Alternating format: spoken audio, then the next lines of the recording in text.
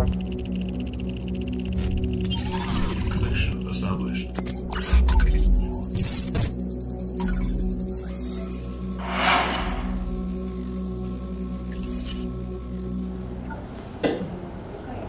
Assalamualaikum warahmatullahi wabarakatuh. Assalamualaikum warahmatullahi wabarakatuh.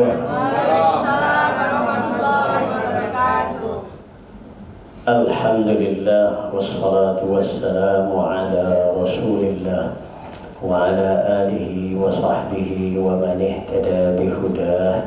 Amma ba'd. Mohon maaf, ini di muqaddimah yang tadi terdengar itu hampir bukan suara saya, tapi suara yang sengau karena masih kira-kira 80% pemulihan. Bapak Ibu sekalian, saudara-saudaraku kaum muslimin yang kami cintai karena Allah Azza wa Jalla, tak kenal maka tak sayang. Nama saya Syekh Mudrika Ilyas.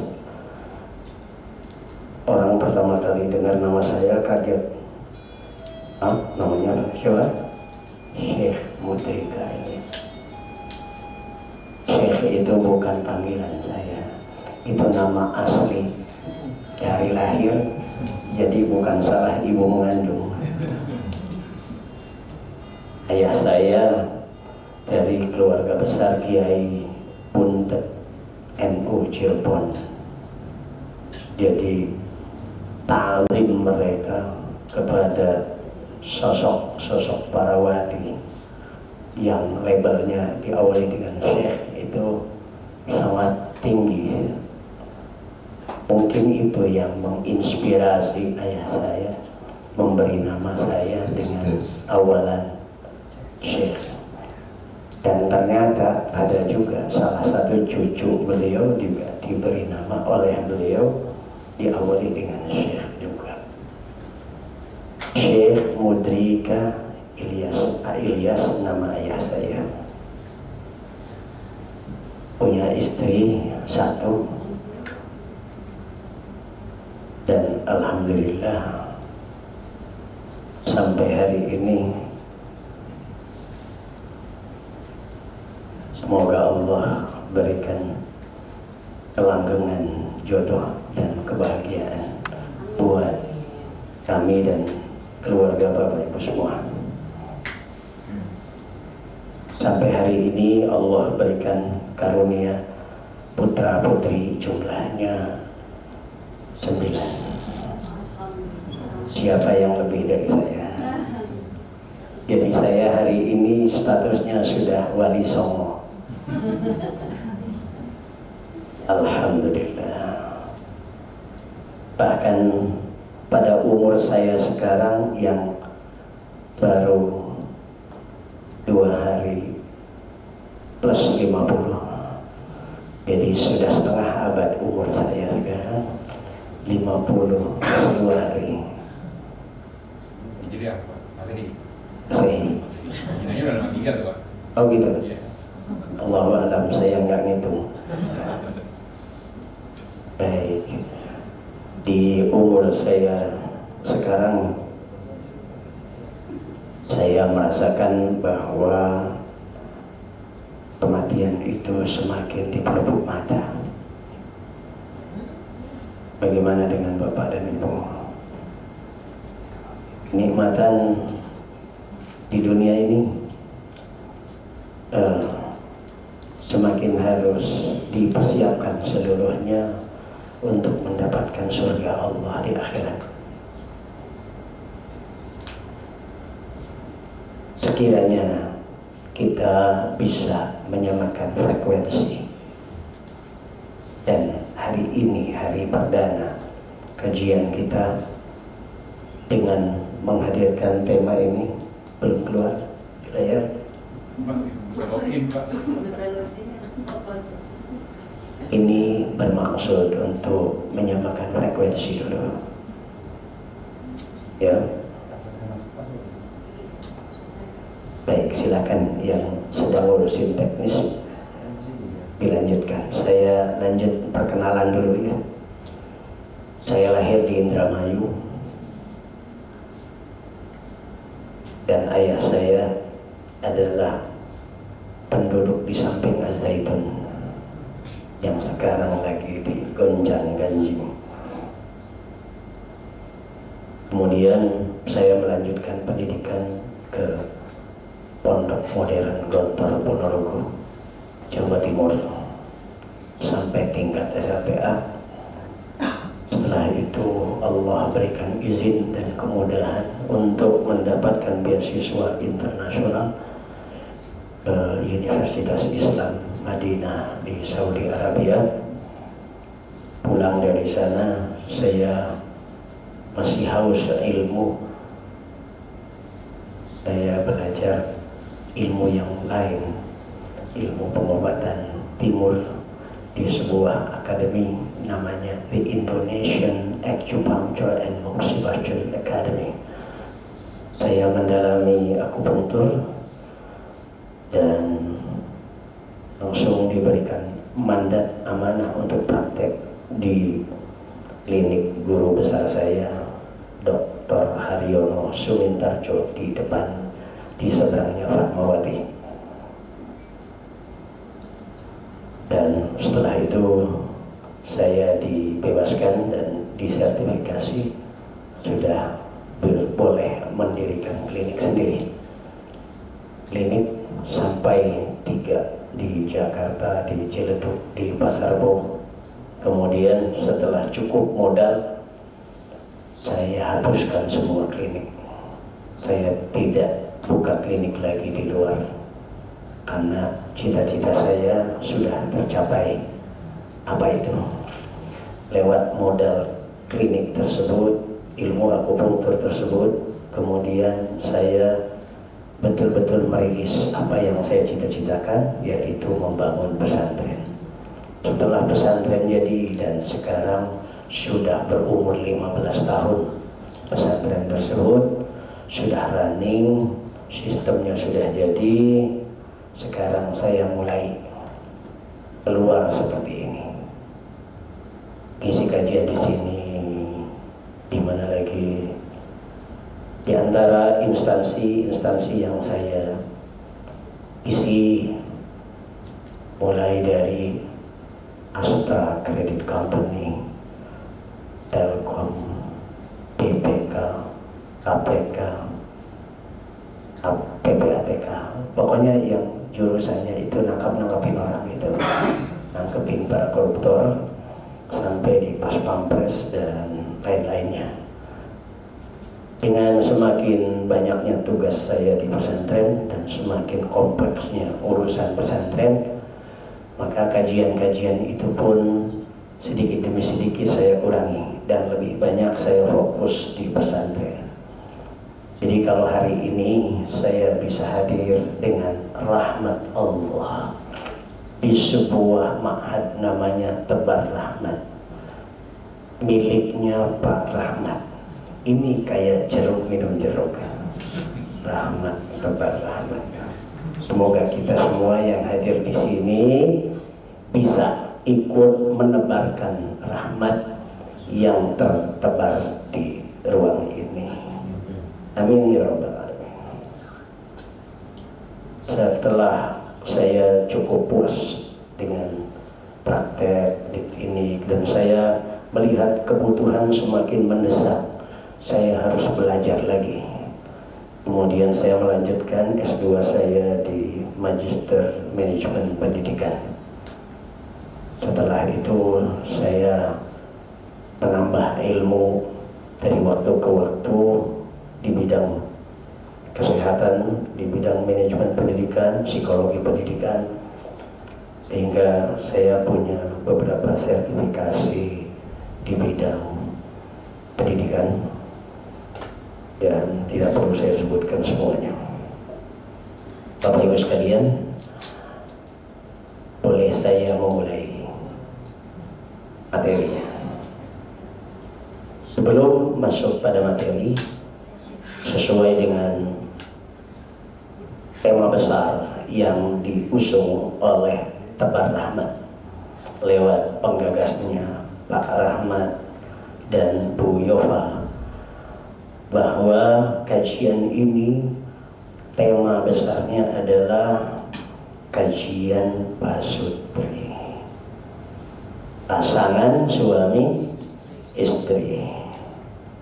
Maka dari itu kurikulum pengajian ini juga akan menyesuaikan sesuai dengan tema besar tersebut.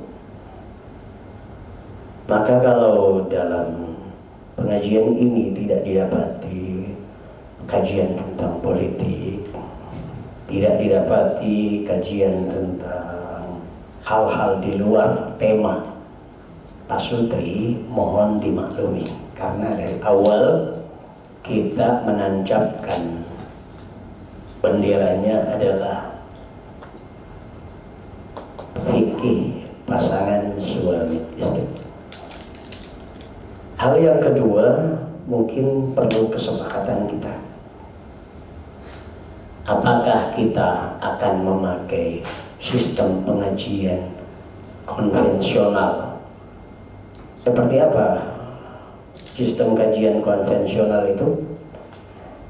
Saya memakainya bahasa Cina, Jiping, Jiping, bukan Xi Jinping, tapi Jiping, ngaji kuping. Nah, jadi kupingnya yang ngaji. Apakah kita mau pakai cara konvensional seperti itu, yang ngaji kuping, atau kita mau memakai model kuliah? Model kuliah itu bagaimana? Ada rujukan kitabnya, tapi bukan berarti kita baca kitab dari lembar per lembar. Saya siapkan slide-nya untuk memudahkan konstruksi dari bahasan tersebut. Kemudian kita proyeksikan ke tembok dan kita lihat bersama, dan sesekali mungkin saya hadirkan mungkin ilustrasi dengan video kah, dengan apakah itu nanti ke depannya, tapi tetap merujuk pada kitab tertentu. Kira-kira dari dua pilihan ini yang mana? Mau jiping saja atau mau terstruktur seperti tadi? Struktur ya. Gimana Bapak-bapak? Terserah Pak Ustadz aja, ikut aja. Kalau saya biasa jadi dosen, biasa jadi guru, biasa berpikir sistematis dan terstruktur. Jadi nomor 2 ya. Nomor 2. Ya sudah, ikut saja. Setuju Tapi ya? bukan masalah Jokowi dan Prabowo nih satu dua. Gimana Bapak-bapak? Jokowi udah nggak maju lagi, Pak. Terstruktur ya. Iya. Terstruktur. Kalau Bapak Ibu setuju dengan pola terstruktur, sistematis, dan memang itu gaya saya, ya, maka bolehkah saya memohon nanti di kajian berikutnya sudah ada buku, meja tersedia, bahkan bila perlu tempat duduk. Artinya tempat duduk walaupun sederhana, cuma sampai setengah pinggang misalnya, sampai pinggang saja boleh. Ini kalau memungkinkan. Tapi keberadaan meja ini sudah sangat bagus. Ya. Berarti Bapak Ibu juga perlu menyiapkan minimal alat tulis. Kalau masalah buku panduannya supaya komprehensif from A to Z, maka kita hadirkan juga bukunya Panduan Pernikahan A to Z. Judulnya begitu, betul Umi? Panduan Pernikahan. Oh iya, istri saya satu-satunya namanya Ira Folia. berasal dari Minangkabau. Ya, ini keluarganya Bapak dan Ibu Menteri Kesehatan, Om Farid Anfasal Muluk dan Bu Nila. Ya, Allah anugerahkan kepada saya istri yang salihah dan dari keluarga yang sangat baik. Alhamdulillah. Itu yang tersisa dari perkenalannya belum ya. Lupa. Baik, ya nggak apa-apa. Yang jelas kalau di rumah nggak saya lupakan. Di sini agak dilupain sedikit. Ya. Jadi bukunya itu boleh barangkali kalau sekarang zaman sekarang ada PDF-nya barangkali bisa pakai PDF. Kalau misalnya hard copy boleh juga beli masing-masing boleh. Saya dibelikan oleh Pak Rahmat juga boleh. Saya tidak akan tolak hadiahnya. Yang jelas walaupun saya menyebutkan nama buku itu, hakikatnya saya sendiri belum punya buku itu. Ya. Tapi saya mendapatkan rekomendasi buku tersebut karena sudah pernah ditamatkan oleh orang tercinta saya. Istri saya sebelum menikah dengan saya sudah menamatkan dulu buku itu, dan itu sangat komprehensif. Baik, Bapak Ibu, sejauh mana cakupan, seluas apa cakupan tema ini sebenarnya? Tema Pak Sutri sangat luas, seluas kehidupan ini. Jika kehidupan ini masalahnya kompleks, begitu pula kompleksitas masalah Pak Sutri. Mulai dari memilih pasangan sampai kemudian mengembangkan berbagai potensi keturunan, berbagai potensi yang Allah anugerahkan gegara adanya istri dan anak. Gara-gara adanya istri, Allah turunkan rezeki berlebih. Berbeda dengan saat kita masih lajang. Oleh sebab Allah berikan amanah anak 1, kemudian 2, kemudian 3, kemudian sampai 9 sekarang. Allah anugerahkan pertama saya punya hanya sepeda gunung. Dan itu pun dicuri orang, hilang. Setelah itu Allah anugerahkan motor Vespa, misi pengajian kemana-mana sampai identik. Vespa adalah kendaraan ustaz. Jadi kalau ada Vespa dikira ada ustaz. Setelah Vespa, Allah jadikan Vespa ini dicintai oleh murid saya, mahasiswa saya. Silahkan ambil. Tapi sebelum itu Allah anugerahkan mobil Corona, sedan Corona. Orang pada takut sama Corona, justru jadi tumpangan saya pada saat itu. Naik kemudian pakai APV Arena, naik kemudian jadi Kijang Innova, tambah anak tambah rezeki. Betul, setelah itu Pajero Sport. Sekarang mobil pada nongkrong di pesantren, dan saya memakai H1 Hyundai biar lega. Karena anak saya 9, sekarang besar-besar anaknya. Salah satu anaknya adalah itu yang paling besar, yang lagi nutup mukanya. Ini The Giant.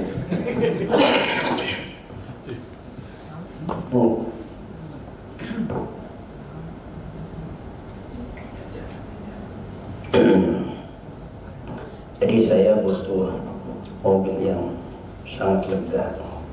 Begitulah adanya. Kita akan luaskan kajian itu sampai cakupan harta. Gimana sih harta itu membawa kita ke surga? Dari mana kita dapatkan, gimana mengelolanya, dan akan dibelanjakan untuk apa, itu akan dihisab di akhirat. Ya. Urusan harta mungkin masih internal. Berikutnya adalah urusan bertetangga, bermasyarakat, sampai kemudian besanan, sampai kemudian mempersiapkan kematian kita, dan kita akan mewariskan harta kita. Bagaimana caranya, hukumnya bagaimana, dan perhitungan serta ilmunya bagaimana pembagian harta warisan. Pernak-pernik permasalahan rumah tangga, dari nafkah keluarga. Bagaimana kalau ada orang di luar sana punya istri lebih dari satu? Kok di luar sana? Iya, karena saya tidak melihat wajah yang cocok untuk beristri lebih dari satu di sini. Betul nggak, Pak?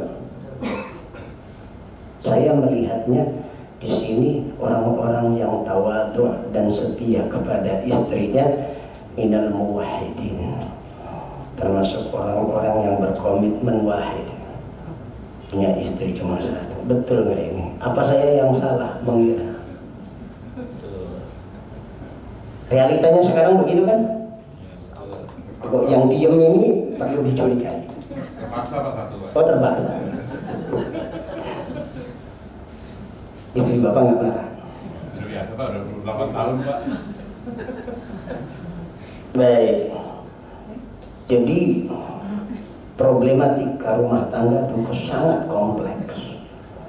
Kompleksitas ini tidak akan terurai kalau kita tidak sistematisasi pembahasannya. Tapi kalau kita hadirkan pembahasannya sistematis, ya, proporsional, walaupun sistematis dan seberapa kompleksnya kita usahakan proporsional. Kenapa? Punten yang saya hadapi ini bapak-bapak, ibu-ibu yang kalau saya lihat biodatanya yang sudah masuk, yang sudah dilaporkan lewat Pak Rahmat, masuk ke HP saya perhatikan backgroundnya sangat random, ya, dan saya mengambil garis kebijakan, garis besar kurikulum pengajian kita. Saya harus memakai bahasa yang mild, bahkan very mild, supaya kita bisa melumatnya dengan baik, kemudian bisa meningkatkan performa kita dalam berumah tangga, sehingga kita berkumpul di dunia merasakan nikmatnya surga dunia dan menjadikan surga dunia ini sebagai modal untuk bisa mendapatkan surga akhirat. Sudah bisa dimulai? Alhamdulillah sudah muncul. Silakan. Ini adalah judulnya. Punten bapak-bapak yang dari sebelah kiri saya, sekiranya kurang jelas maka bisa mendekat. Next. Judulnya sudah oke.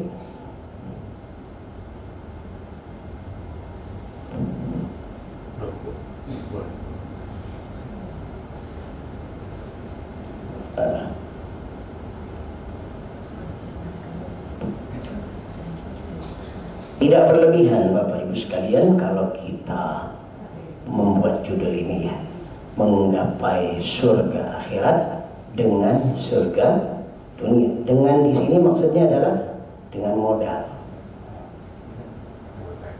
Oke?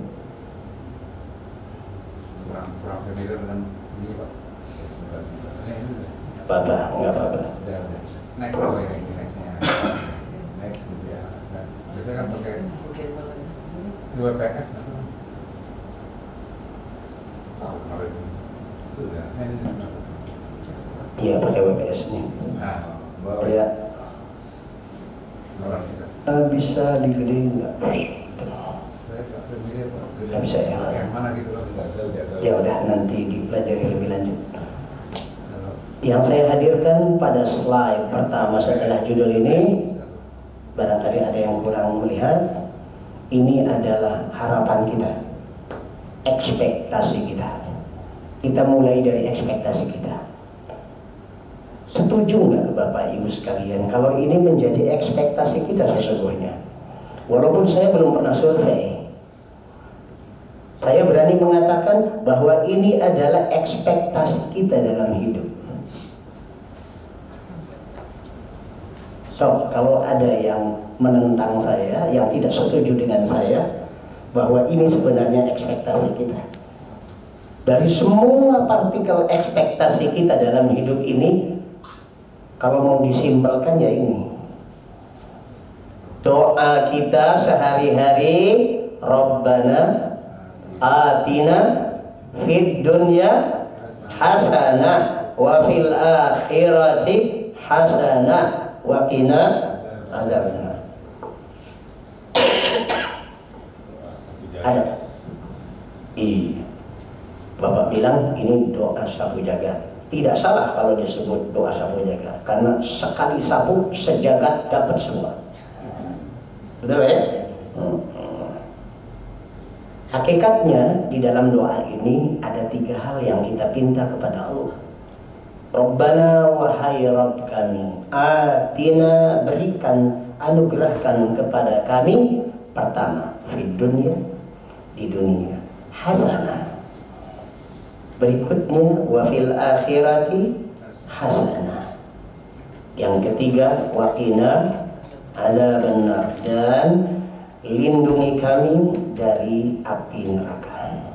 Saya ambil dari ujungnya dulu. Ya, wa qina adzabannar. Nanti kalau ujungnya sudah kita selesaikan, maka kita tinggal bahas 2. Ujungnya wa qina adzabannar. Ini penting sekali. Mungkin ada orang yang bertanya-tanya, kan sudah dapat hasanah fil akhirah. Akhiratnya dapat hasanah yang artinya masuk surga. Kenapa pakai wa qina adzabannar segala? Lindungi kami dari api neraka. Bapak Ibu sekalian, ini sebuah misteri dalam doa Nabi. Hebatnya doa Nabi ini, narasinya itu loh. Ini keistimewaan narasi doa yang diajarkan oleh Allah dan Rasulnya. Orang masuk surga itu ada 2 macam. Ada yang masuk surga tapi mampir dulu ke neraka. Ada yang mau begitu. Mau nggak begitu? Tapi ujungnya masuk surga juga, Pak. Kalau orang Yahudi, orang Bani Israel, ada yang nantangin, nggak apa-apa, kami masuk neraka nggak apa-apa, kami masuk neraka paling beberapa hari saja. Gitu. Sampai Allah sebutkan itu dalam Al-Quranul Karim. Lan tamassanan naru illa ayyaman ma'dudah. Rahmat kan sudah hafal surah Al-Baqarah nih. Ada dalam surah Al-Baqarah. Apa pernyataan Bani Israel yang pada menentang Nabi di Madinah?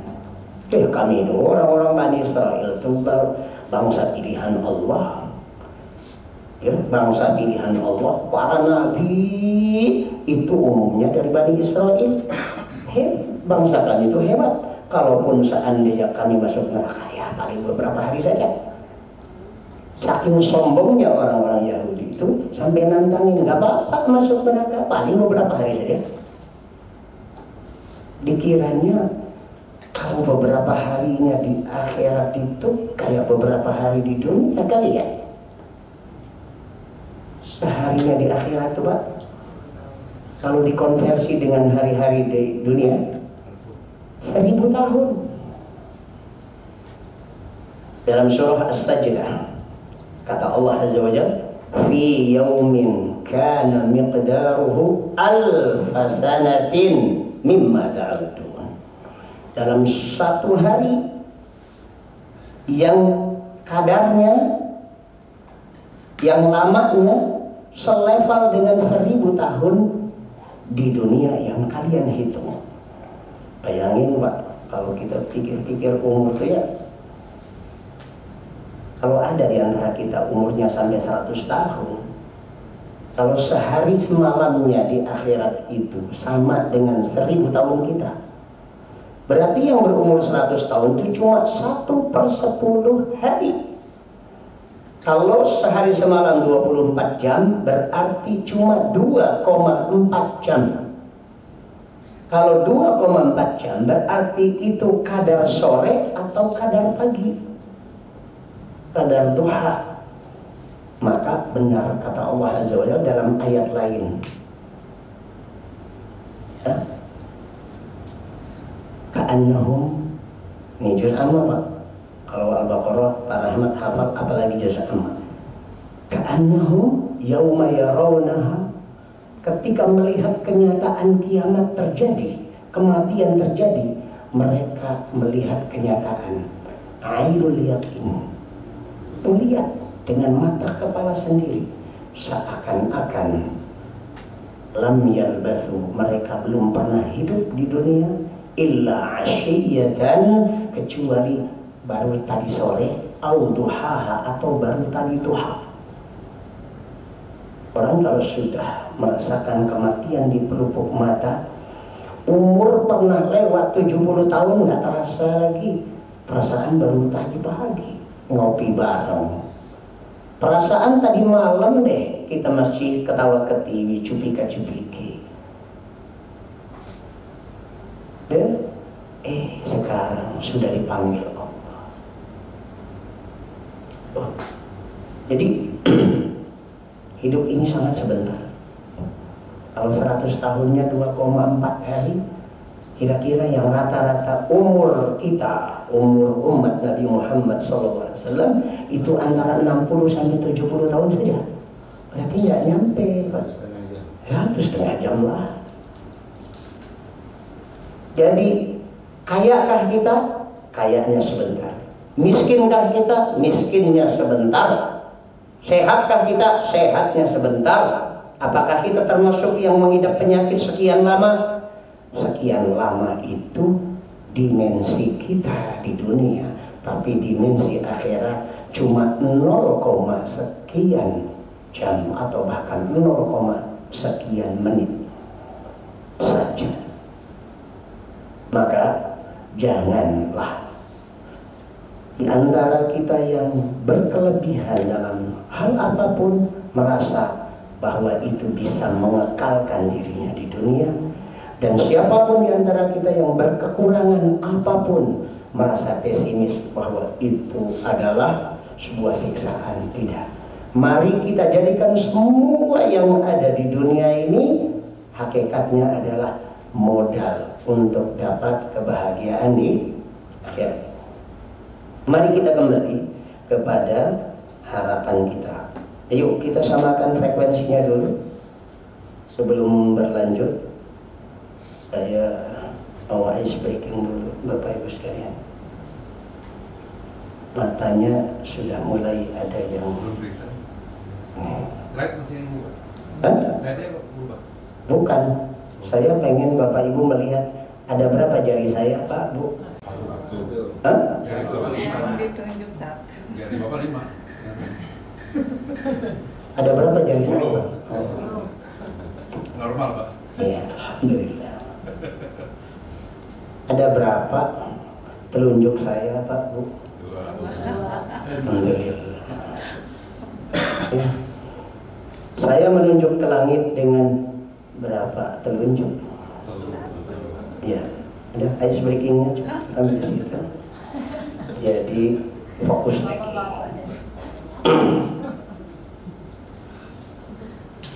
Waqina adzabannar. Jadi maksudnya apa? Kalau kita sekali masuk surga, masuklah ke surga yang tanpa mampir dulu ke neraka. Gimana? Kita satukan frekuensinya dan kita satukan tekad kita, dan bila perlu ini menjadi wish list kita. Daftar our wish.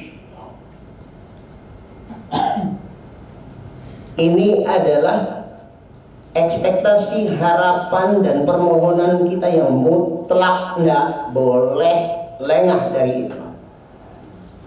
Ya Allah, saya mohon surga dunia bisa menjadi bekal surga akhirat, dan saya masuk surga tanpa mampir dulu ke neraka. Satu frekuensi? Oke? Siap ibu? Ibu yang di ujung sana? Bersama saya ibu? Oke. Tanpa mampir ya. Tanpa mampir dulu ke Lihat dulu. iya. Penasaran sampai di situ, Pak. Barangkali ada yang penasaran gitu. Saya lihat dulu kepleset. Ya.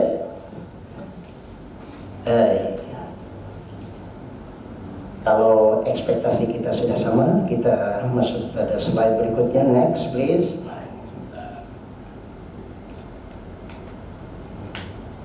Bapak Ibu, Allah tuh tidak pernah maksa kita. Di antara dua jalan.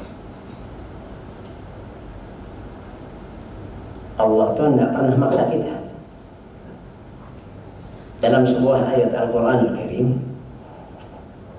Allah bilang begini, "Faman syaa'a falyu'min, wa man syaa'a falyakfur." Yang mau beriman monggo, yang mau kafir ya monggo. Selama di dunia manusia bebas pilih, silahkan, dan masing-masing tetap diberi rezeki. Bapak Ibu lihat, banyak orang kafir berkeliaran di sekeliling kita, ya. Bahkan selain kafir, mereka juga bermaksiat kepada Allah, maksiat besar. Ada yang minum minuman keras, ada yang berzina, ada yang mencuri, ada yang korupsi besar-besaran, ada yang membunuh, menganggap jiwa nyawa manusia enggak lebih mulia daripada jiwa atau nyawa seekor lalat. Banyak terjadi di sekeliling kita. Dikit-dikit ada yang terbunuh.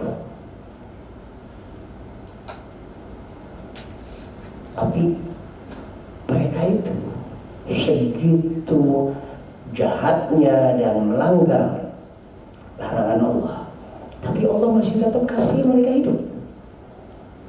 Di dunia ini diberikan tenggat waktu yang cukup, tempo sampai waktu tertentu. Tapi kalau sudah sampai di akhirat, kata Allah Azza wa Jalla, "Wa kana bil mu'minina rahima." Allah akan merahmati orang yang beriman saja. Maka ada dua jalan di sini. Tadi sudah nampak di antara dua jalan.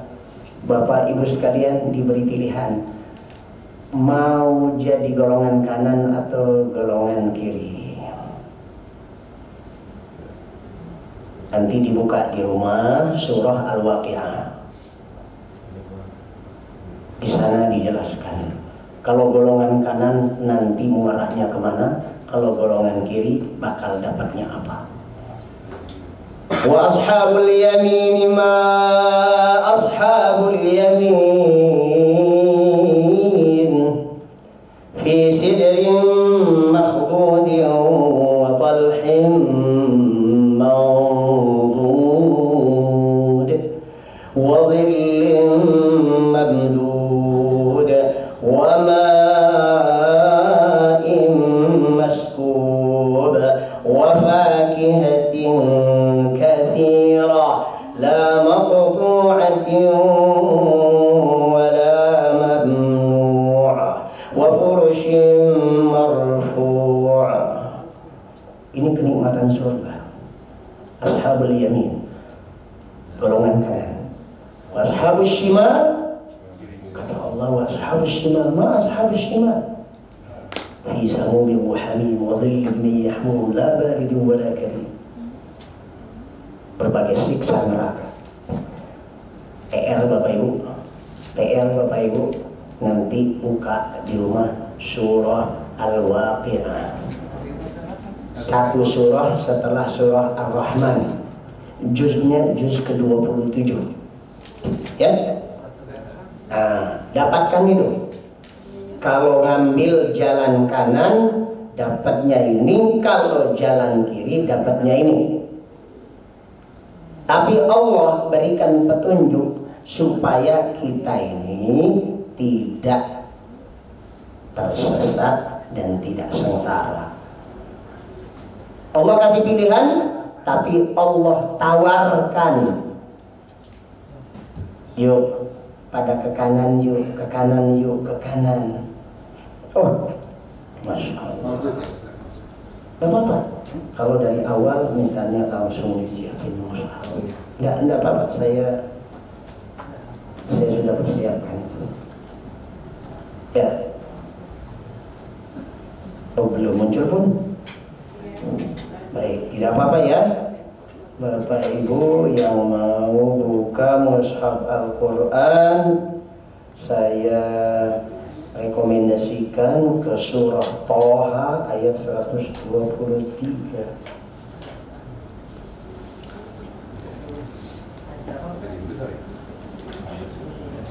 Thaha 123. Ayat yang pakai mushaf Al-Android juga boleh. Pakai kolkolah ya Pak belakang Al-Android gitu. Suratnya surah Thaha ayatnya 123. Faman ittaba'a hudaya fala yadhillu wa la yashqa. Maka ketahuilah barang siapa mengikuti petunjukku dia tidak akan sesat dan tidak akan celaka. Sebenarnya yang namanya hasanatan fid dunya itu ini Pak. Dapat hidayah di dunia sehingga memiliki ilmu yang bermanfaat dan amalnya jadi soleh, keluarganya jadi soleh dan solehah, putra putrinya jadi soleh dan solehah, itu baru namanya dapat hasanah fid dunya.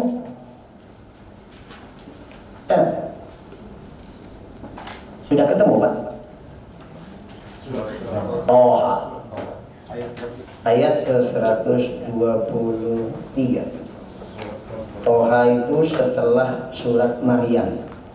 Surat Maryam itu setelah surah Al-Kahfi. Surah Al-Kahfi itu di juz ke-15. Tengah-tengahnya Al-Quran. Jadi tengah-tengahnya Al-Quran, setelahnya beberapa lembar. Setelah surah Al-Kahfi namanya surah Maryam, setelah surah Maryam namanya surah Thaha. Ayatnya ayat 123. Ya. Nah itu faman maka barang siapa ittaba'a hudaya mengikuti petunjukku fala yadhillu wa la yashqa. Di poin ini Bapak Ibu sekalian, saya ingin tunjukkan bahwa untuk dapat ekspektasi kita tadi itu kita harus pakai jalan. Jalurnya harus jelas. Saya ambil ilustrasi ya.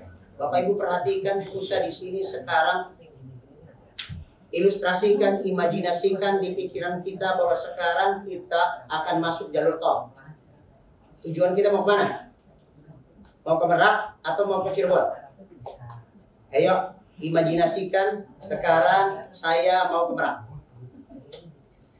Kalau saya mau masuk tol, di sana ada tulisan Merak. Ke kiri Cikampek. Tujuan kita Merak toh? Kalau kita ngambil jalur Cikampek, sok wae gitu. Mau berapa bulan? Nyampe nggak ke Merak? Berapa ribu liter akan habis bensin kita? Tol, e-tol kita mau berapa puluh juta habis. Ujung-ujungnya nyampe ke Banyuwangi, bukan ke Merak. Ya kan? Itu yang namanya tersesat. Tersesat ini salah satu sebabnya adalah karena kurangnya ilmu. Karena nggak tahu jalan yang benar. Atau nggak bisa baca. tidak bisa baca hidayah, tidak bisa menangkap spektrum hidayah, sinyal hidayahnya kemana? Mestinya ke kanan, kok ambil kiri? Maka hidup ini dengan ekspektasi besar itu tadi, jangan sampai kita salah jalan. Bicara tentang jalan, Allah ajarkan.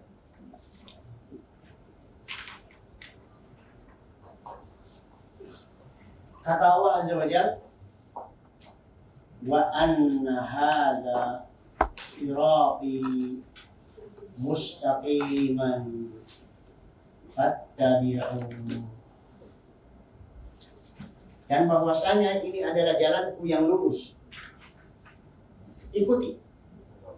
Menafsiri ayat ini, kemudian Nabi SAW menunjukkan hadapan para sahabatnya sebuah garis lurus.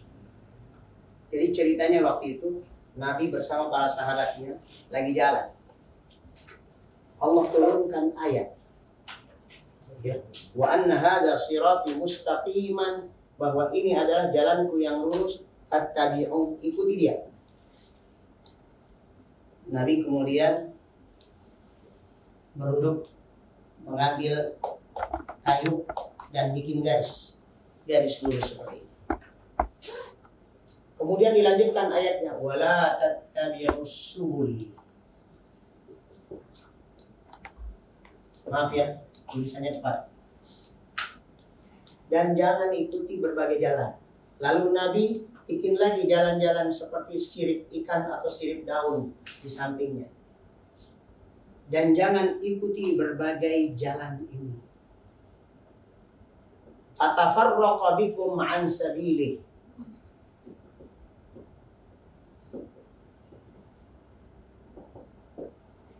Ini yang akan mencerai-beraikan kalian dari tujuan utama kalian, jalan yang asli ini.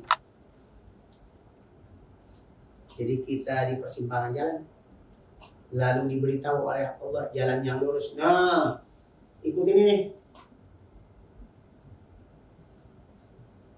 Maka batas sekarang ke depan, jangan pernah berpikir lagi bahwa semua agama sama. Jalan keselamatan hanya satu, Al-Islam. Sampai di sini frekuensi kita masih sama? Masih sama ya Pak? Oke.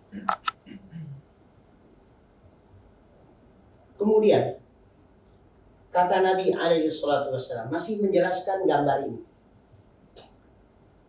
Hada sabil. Ini adalah jalan. Dan ini adalah jalan-jalan syaitan. Di setiap ruas jalan cabang-cabang ini ada syaitan yang mengajak ke situ. Ada syaitan duit, ada syaitan kecantikan, ada syaitan di minibar, ada syaitan di kantor, ada syaitan di pasar, ada syaitan di pengajian bahkan. Nah, di pengajian ada syaitan, banyak. Maka harus tahu, kita sekarang mulai bicara metodologis. Ya, dan saya punya keyakinan Bapak Ibu bisa menangkap bahasa saya. Ini kita bicara metodologis. Metodologi bagaimana mestinya beragama Islam. Barangkali ada yang bertanya, apakah maksudnya cabang-cabang ini ormas Pak Ustadz? Barangkali ini NU, ini Muhammadiyah, atau ini Muhammad NU. Ini Persis, barangkali ini yang apa? Azaitun. Ya, Madhab Bung Karno katanya, gitu kan? Nah, di sini barangkali enggak. Ini bukan nama orang, bukan. Ya? Syaitan pengajian itu terjadi diantaranya ketika pemikiran yang dihadirkan dalam kajian itu menyimpang dari jalur ini. Contoh, Pengajian banyak, asal pengajian gampang. Ambil buku misalnya, terus disiapkan. Dia tidak tahu kalau ternyata hadis yang disajikan dalam kitab itu hadis maudhu, hadis palsu. Bertebaran Pak hadis-hadis palsu. Di zaman periwayatan hadis, namanya orang-orang yang berani membuat hadis palsu. Itu banyak. Kemudian dikompilasi oleh ulama sampai puluhan ribu hadis. Walaupun ujung-ujungnya banyak juga yang ngaku hadis itu gue yang bikin. Ada yang ngaku. Bahkan ada seorang penjual terong di pasar waktu di zaman penyebaran hadis itu ngaku, saya yang bikin itu. Tujuannya apa? Biar terong saya laku keras. Apa? Ada hadis yang ada. Bayangkan tukang terong berani bikin hadis dan dia bilang kata Nabi. Mungkin kalau zaman periwayatan hadis akan lebih banyak kombinasi hadis palsu. Ya. Apa kata tukang terong? Al-badinjan dawaun likulli da'i. Terong adalah obat segala penyakit. Kontan orang banyak beli. Beli. Kata Rasulullah ini. Mencret lah banyak. Karena kebanyakan makan terong. Nah, oke, kalau itu mah urusan pasar. Ada nggak yang di komunitas pengajian, tapi kemudian hadis yang dihadirkan justru palsu? Banyak. Didapati sebuah hadis. Man qara'a Yasin marratan, maka annama qara'al Qur'ana marratain. Hadis, Pak. Palsu. Apa artinya? Barang siapa membaca Yasin sekali, sama dengan telah membaca Al-Quran 2 kali. Ya kontan orang pilih Yasin saja, nggak usah ngapain kan? Baca 30 juz. Kan secara matematis rugilah kita baca Al-Quran capek-capek kan 30 juz. Udah mendingan surat Yasin aja sekali. Laris lah dagangan Yasin di majelis ini kan. Ada majelis taklim Yasin, sekali dapat 2 Al-Quran. Akhirnya majelis taklim yang sana cemburu. Kenapa? Di sini banyak kali orangnya. Bikin pula dia hadis tandingan.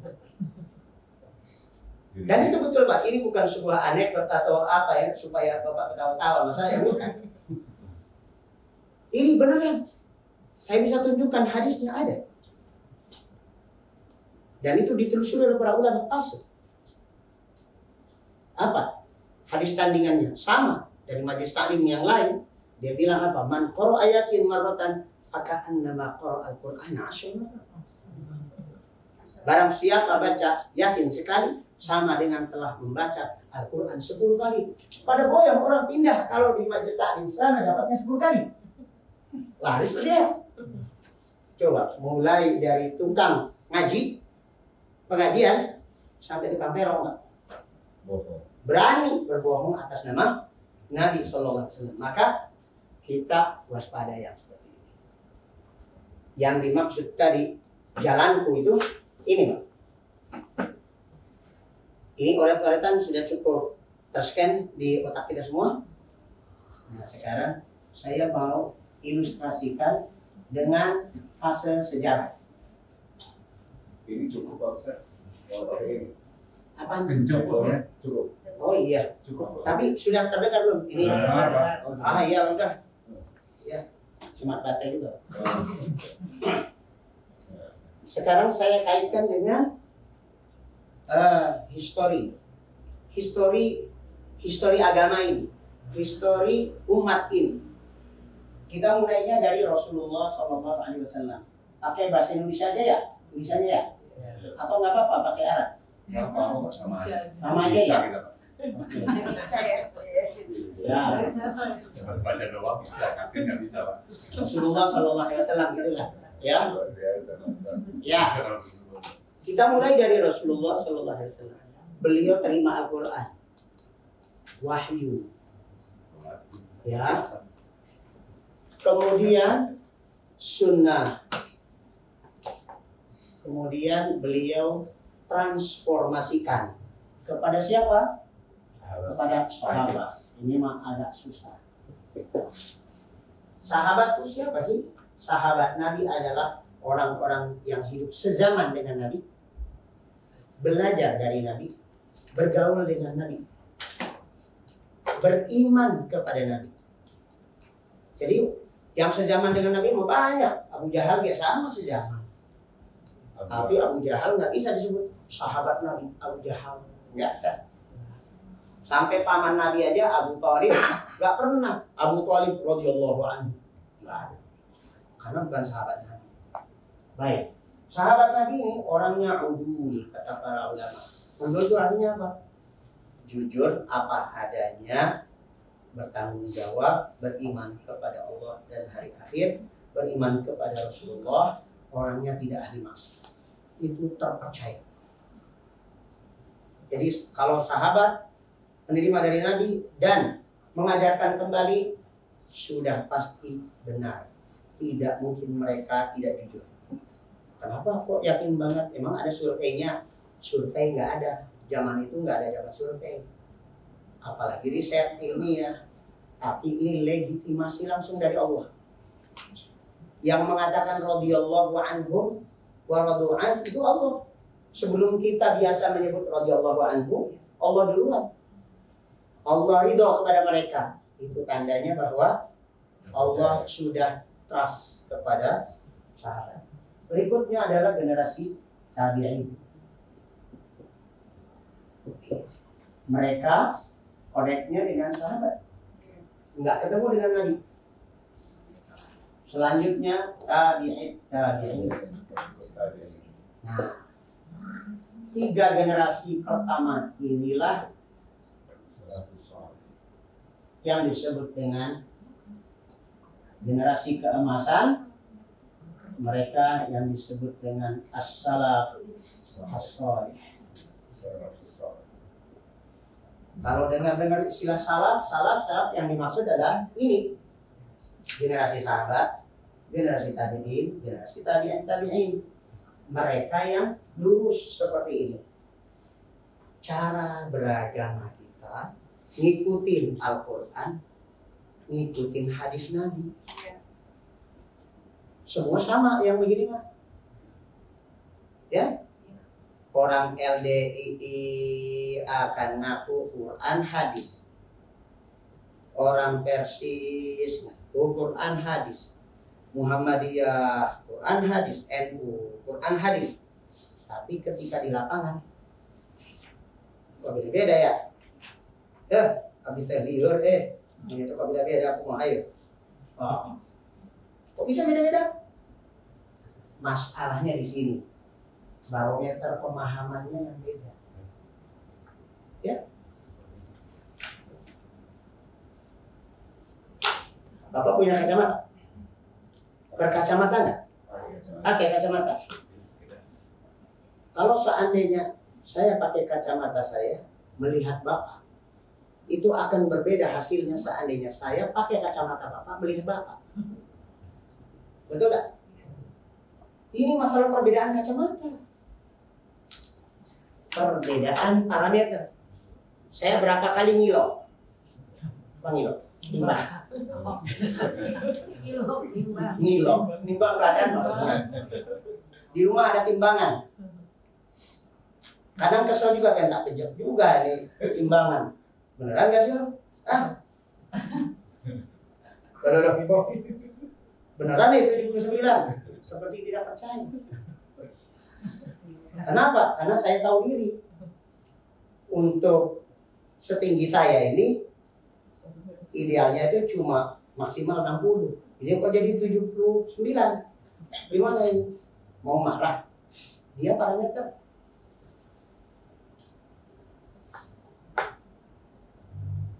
Cermin. Mereka ini cermin.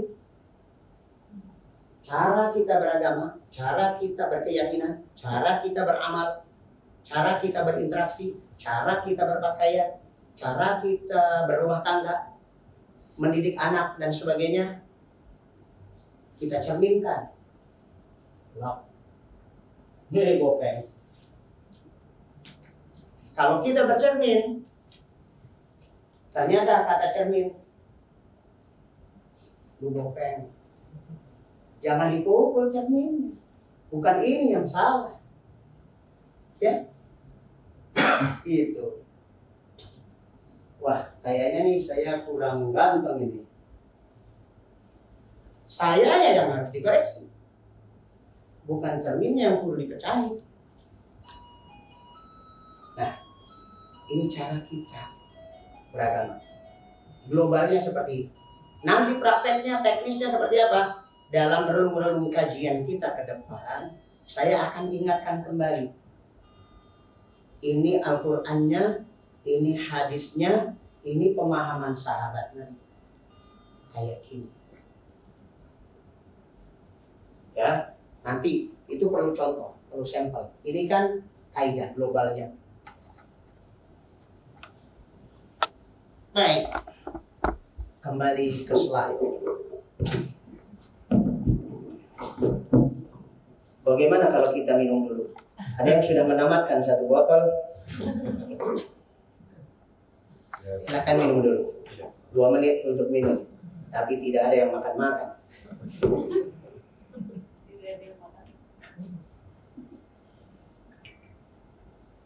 Waktu saya sebenarnya hampir limit, tapi karena waktu saya tadi sudah dikorting oleh perkenalan yang panjang, jadi saya juga mohon dikasih bonus. Boleh dilanjut, Pak? Baik, kita masuk. Dunia adalah modal. Surah apa ini? Qasas ayat 77. A'udzu billahi minasy syaithanir rajim.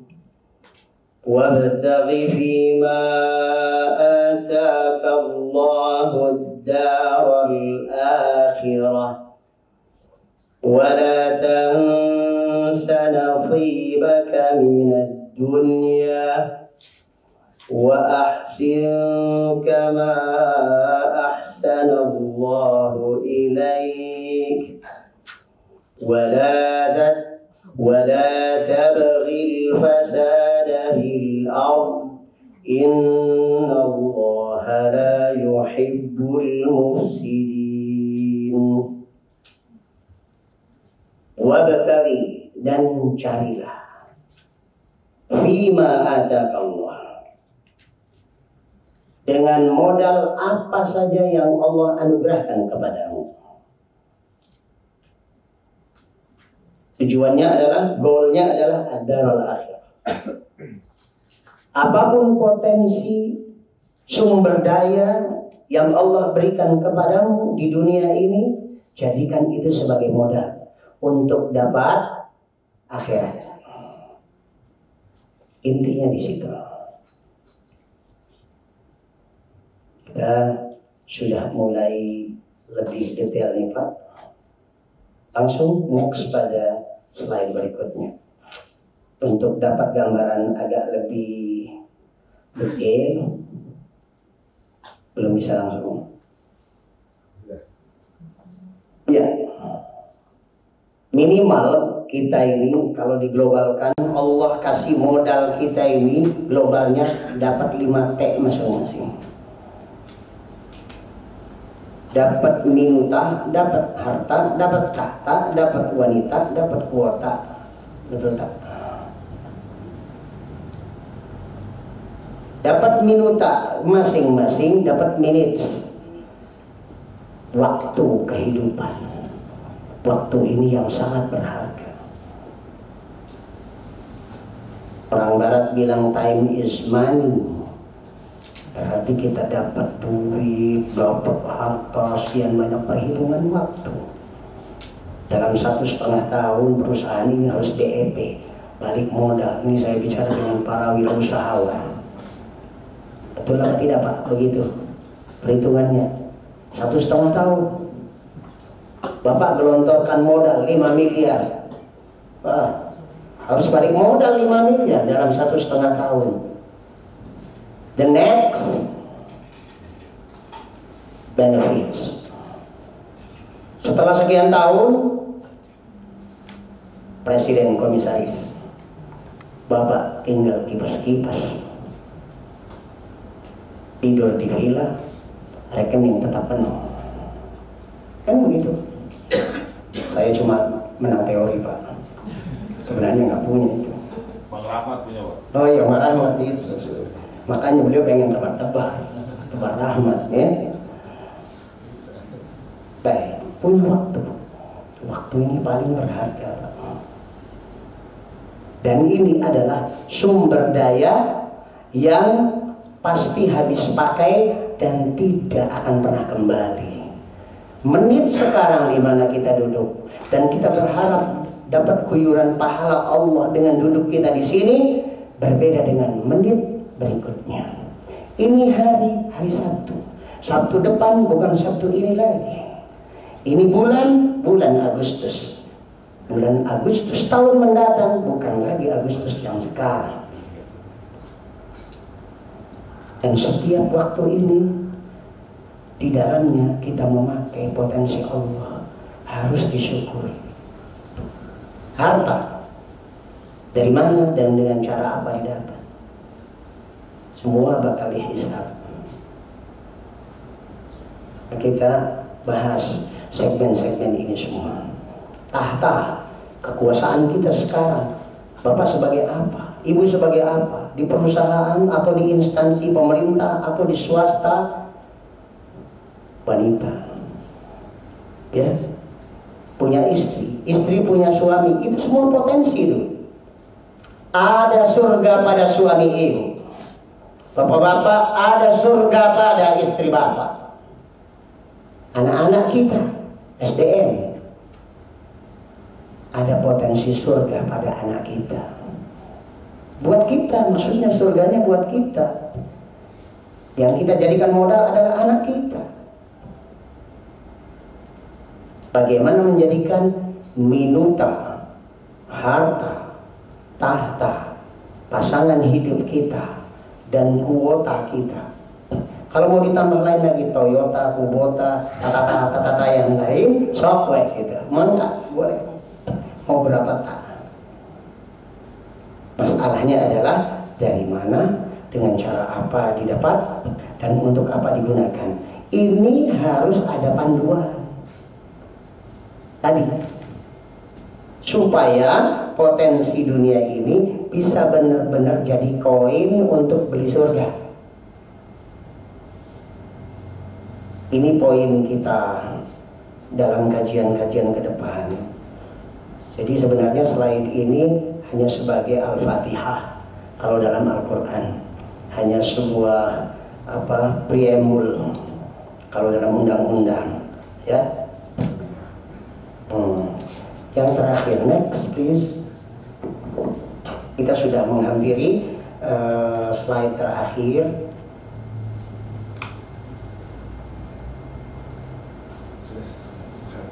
Nasib kita di dunia dan di akhirat ini dipetakan oleh Allah, meskipun tidak secara eksplisit disebutkan dalam Al-Quran, tapi para ulama menyimpulkan begini kesimpulannya. Nasib kita itu berada dalam salah satu di antara 4 kuadran ini. Kuadran yang pertama namanya untung buntung. Yang kedua di bawahnya buntung buntung. Yang ketiga kanan paling atas buntung buntung. Yang keempat terakhir untung untung. Nah ini sekarang bagian Bapak Ibu nih, kuis sedikit. Yuk, kira-kira apa yang ada dalam imajinasi Bapak Ibu sekalian? Biar tidak selalu saya yang bicara. Sekarang saya mau lempar kepada floor. Bapak Ibu sekalian, apa yang tergambar di benak Bapak Ibu sekalian kalau kita petakan nasib kita itu sebenarnya ada pada salah satu di antara 4 kuadran ini? Apakah kita ada kuadran pertama untung buntung, kedua buntung, untung sebaliknya, yang ketiga buntung, buntung, yang keempat untung, untung. Kalau orang Indonesia selalu untung-untung, Pak. Ya, pengennya begitu. Ya, karena apapun juga untung masih begini, Pak. Ya, Begini. betul. Untung Masya Allah. Buntung ya. Iya. Ya, untung masuk. Tapi kalau masuk neraka nggak ada untungnya ya Pak ya. Untung masuk neraka katanya gitu. Untung ada kamu. Nah, kan itu ya benar kalau itu. Ya, kalau Bu Yofa bilang kepada Pak Rahmat, untung ada abang, kan gitu. Padahal abangnya bukan untung. Nah, untung itu saudaranya Bu Yofa itu. Orang Makassar, ya kan? Ya. Baik, Pak Sakti kira-kira bisa memberikan apa maksudnya untung-untung nih? Yang pertama kehidupan di dunia, yang terakhirnya di akhirat. Masya Allah, cerdas sekali. Jadi kita kan tadi dunia akhirat. Jadi logikanya langsung nyambung gitu ya. Untung, buntung berarti untung di dunia, buntung di akhirat. Berarti kalau sudah ada keywordnya seperti ini gampang nih berikutnya. Berarti buntung-untung apa tuh Pak? Buntung di dunia, untung di akhirat. Gimana Pak Mugi? Yang ketiga gimana? Buntung-buntung. Sial, Pak. Sial. Untung-untung. Iya, sial di dunia. Nasibnya kasihan banget, Pak. Iya, terdamprat di akhirat ya. Ya, di akhirat mau nyari-nyari tempatnya di mana? Nggak ada. Surga semua udah ketutup. Ya. Dari kontrakan pasti nggak ada di akhirat. Ya. Pak Agus, Ya. kalem kayak Pak Agus ini, kayaknya cocoknya yang kuadran keempat. Insya Allah, Pak. Amin. Amin. Mau berbagi nggak dengan kita, Pak? Kita semua pengennya untung-untung. Untung di dunia dan untung di akhirat ya Pak. Ya. Gambarannya seperti apa? Nah sekarang saya ingin ada elaborasi sedikit dari Bapak-Bapak. Kalau menempati kuadran pertama, untung, buntung, kehidupannya kira-kira realitanya dalam kehidupan Pak Sutri, koneksinya dengan Pak Sutri. Model seperti apa nih kehidupan rumah tangganya yang model untung-buntung nih Pak? Punten Bapak bisa kasih elaborasi sedikit gitu? Pak Edwin ya? Kira-kira Pak Edwin ya? Edwin ya, Pak Edwin silakan elaborasikan sedikit gimana Kak bentuk model rumah tangga yang ini mah untung buntung gimana Pak contohnya? Belum kebayang, Pak. Belum kebayang. Pak Sakti bisa membantu?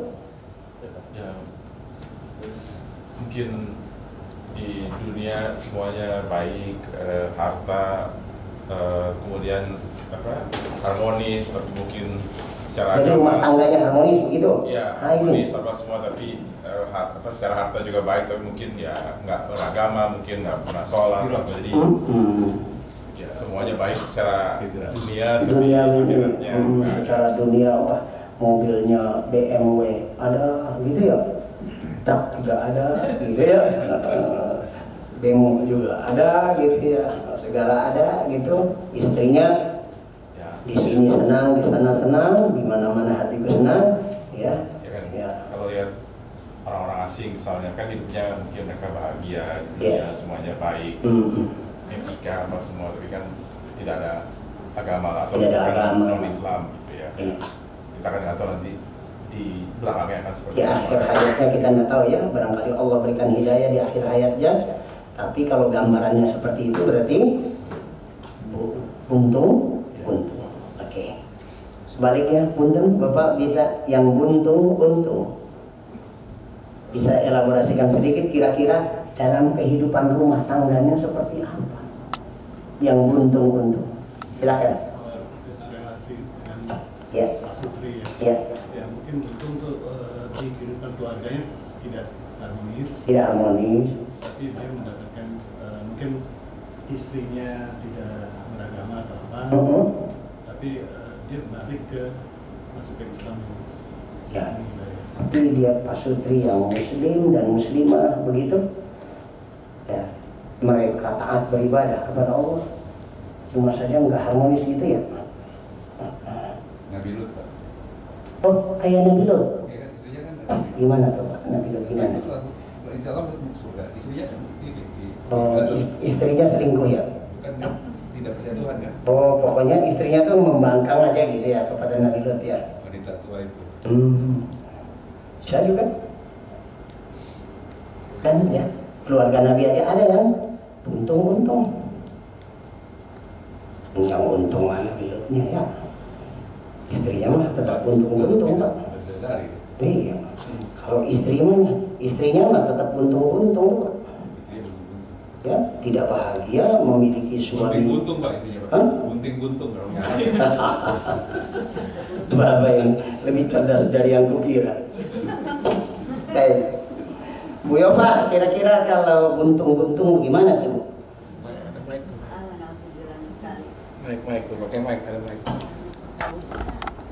Suaranya kan kecil. Jadi dalam kehidupan itu kalau buntung-buntung Nggak dengar. mungkin secara agama di kehidupan rumah tangga tidak ada.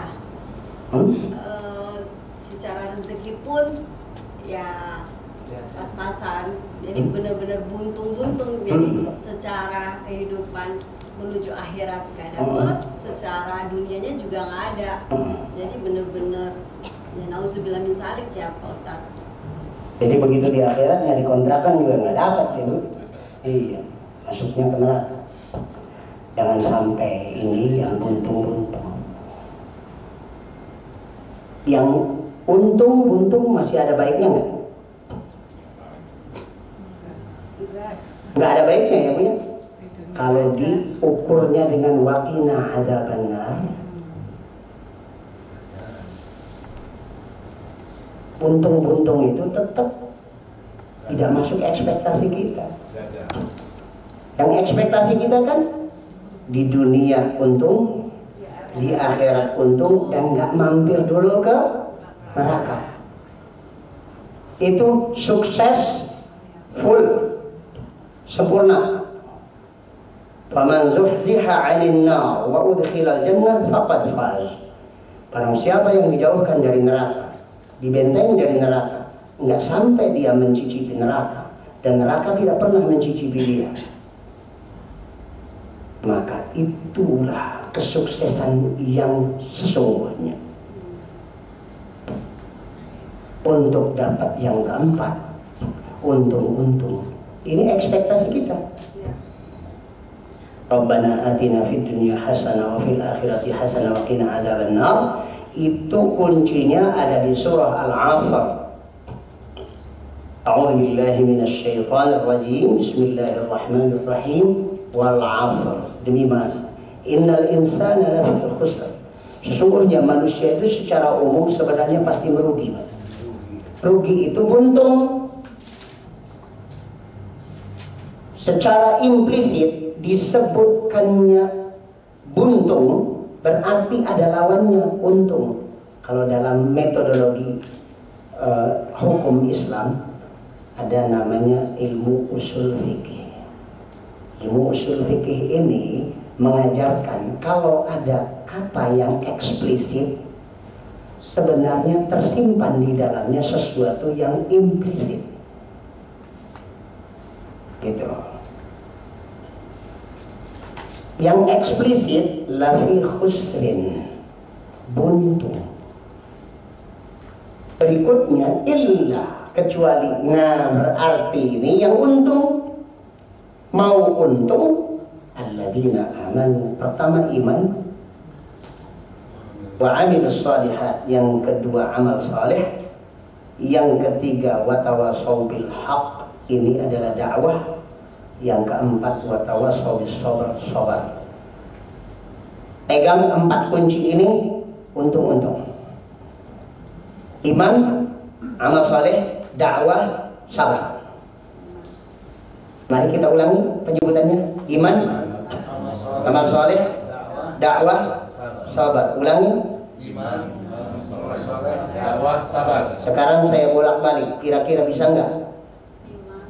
Sabar, iman, dakwah, sabar, dakwah, amal saleh, iman. Ulangi. Nomor 1. iman, sabar, Amal saleh. Sekarang saya bikin 2 saja di dua tangan. Ini dua pertama, ini dua kedua. Iman, amal soleh, dakwah, sabar. Ulangi. Amal soleh, dakwah, sabar. Iman, amal soleh, dakwah, sabar. Sekarang saya balik. Dakwah, sabar, amal soleh, iman. Dakwah, Sabar, iman, amal soleh. ternyata benar sudah hampir setengah 6. Baik, tidak apa-apa. Berarti ini sudah tinggal 5 waktu. Kita cukupkan sampai di sini, Bapak Ibu sekalian, untuk penyampaian materinya.